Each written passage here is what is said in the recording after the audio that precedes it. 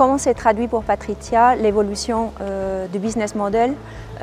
D'abord, comme je l'ai évoqué pendant la table ronde, nous on a intégré dans notre offre non seulement l'immobilier mais aussi l'infrastructure, et c'est un vrai avantage pour nos investisseurs. D'ailleurs, on n'en a pas beaucoup parlé, mais actuellement l'infra continue à marcher très bien. Donc tout actif qui propose une protection contre l'inflation a l'intérêt de nos investisseurs, et particulièrement l'infrastructure. Donc l'infrastructure et la possibilité d'agir aussi sur les marchés privés, publics, en dette et en equity, être sur les 4 cadrans, c'est un avantage, et c'est une évolution du business model de Patricia.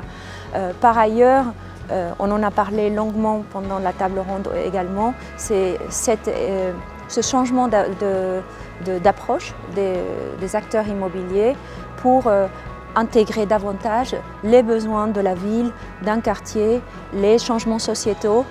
C'est vraiment important parce qu'on parle beaucoup du bureau, mais ça peut aussi s'appliquer à un actif aussi résilient que le résidentiel.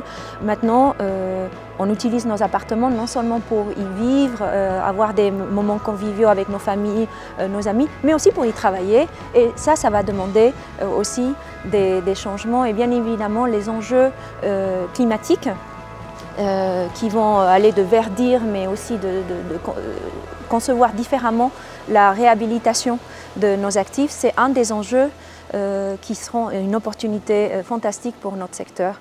Et je terminerai par dire que la technologie et l'innovation, c'est aussi un des facteurs qui vont définitivement changer le business model de l'industrie en général. Et là aussi, comme je le disais pendant la table ronde, je pense qu'il y aura une consolidation à la clé pour que le secteur devienne aussi plus efficace, plus efficient, plus rentable.